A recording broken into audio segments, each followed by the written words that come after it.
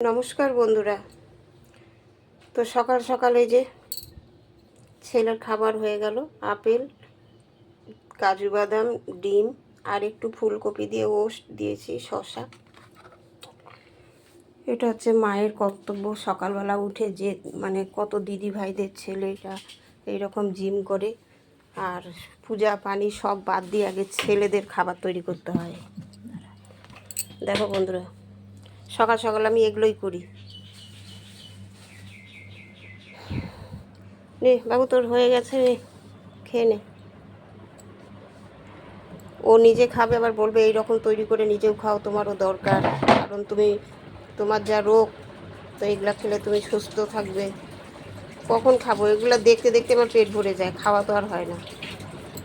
তো এই যে জিমের খাবার। আর এই যে আমার সোনাভুতু গা চুলকাচ্ছে, সকালবেলা ওর ব্রেকফাস্ট আটা হয়ে গেছে। আর এই যে একটা কপির ডাঁটা দিয়েছি। ইস, কত ব্যস্ত। আর সকাল সকাল একটু ফুলকপি আলু দিয়ে সবজি করে দিলাম। আলু তো খাবে না, কিন্তু বন্ধুরা একটু আলু না দিলে কি ভালো লাগে?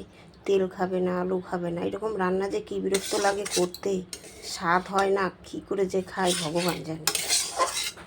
এগুলো বলে জিমের প্রোটিন, বলে আলু দেবে না, আলু খাবো না। তো যাই হোক, আজকে শুক্রবার নিরামিষ। বললো মা আমার জন্য চিকেন বানিয়ে দাও। আমি বললাম না, আজকে চিকেন বানাবো না, একদম রবিবারে।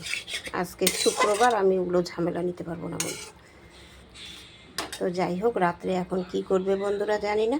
তো ভিডিওটা ভালো লাগলে অবশ্যই লাইক শেয়ার করবে বন্ধুরা।